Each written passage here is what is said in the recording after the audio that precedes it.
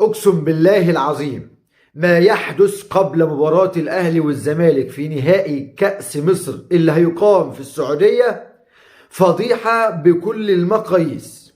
فضيحة بما تحملها الكلمة من معاني، والفضيحة هنا مكونة في شقين: شق بيخص المباراة نفسها في السعودية، والشق الآخر في مصر بيحاولوا يعطلوا النادي الأهلي ويوقفوا إنجازاته في الدوري المصري من أجل نادي آخر. وحضراتكم عارفين والكلام بدأ من امبارح زي قعدة المصاطب، اتنين قاعدين ايه رأيك نعمل كذا، يلا نقوم، مفيش مشاورة، مفيش محاورة، مفيش قرارات، مفيش اي حاجة.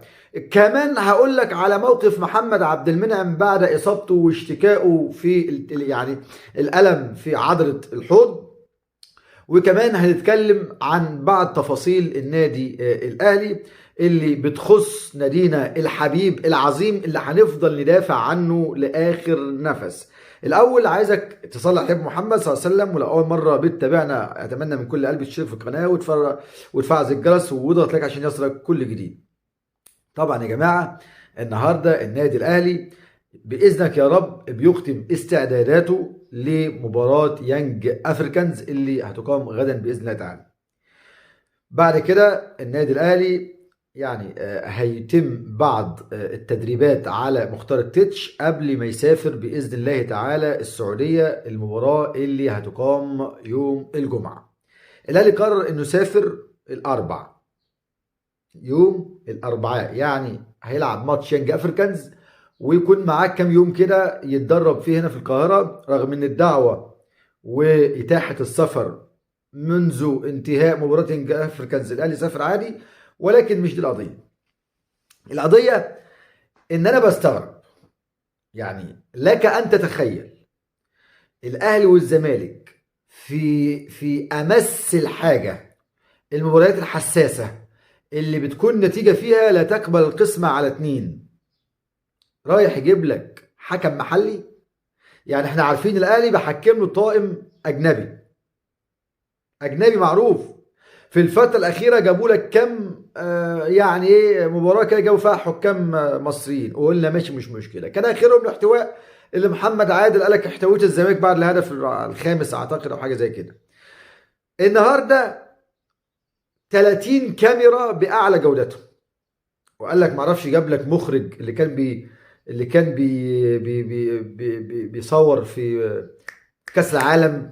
يعني انت جايب حاجه شغل اخراج وانتاج وتصوير وبتاع فرزه اولى، تمام، وبتقول كرنفال مش هيحصل بعد ولا حصل قبل.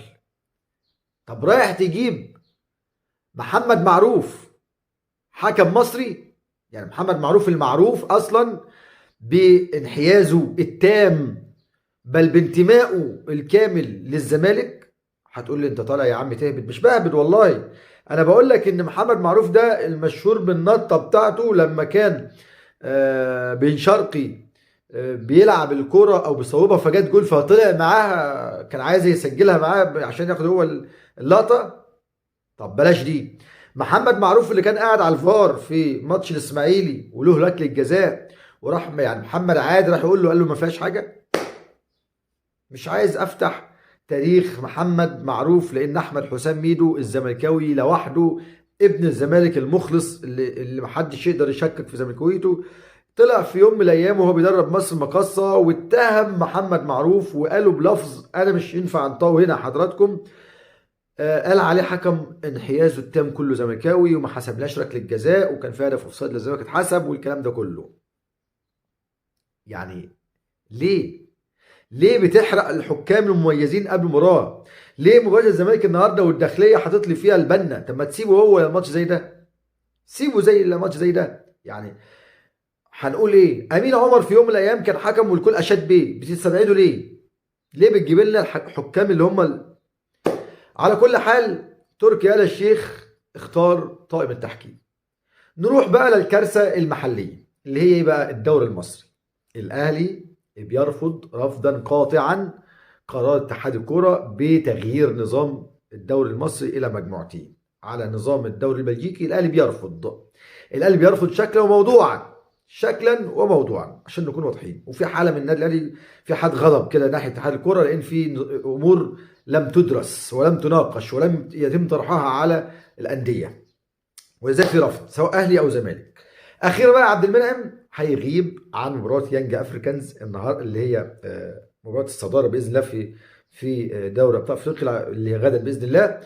بيعاني من الم في عضله الحوض. كده ياسر ابراهيم وكده محمد عبد المنعم. يا ترى مين هيلعب جنب رامي ربيعه؟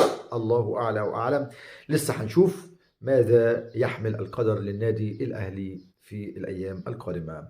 بشكركم جدا وانتظرونا دايما وابدا على ملعب كباتن. دمتم في رعايه الله والسلام عليكم ورحمه الله وبركاته.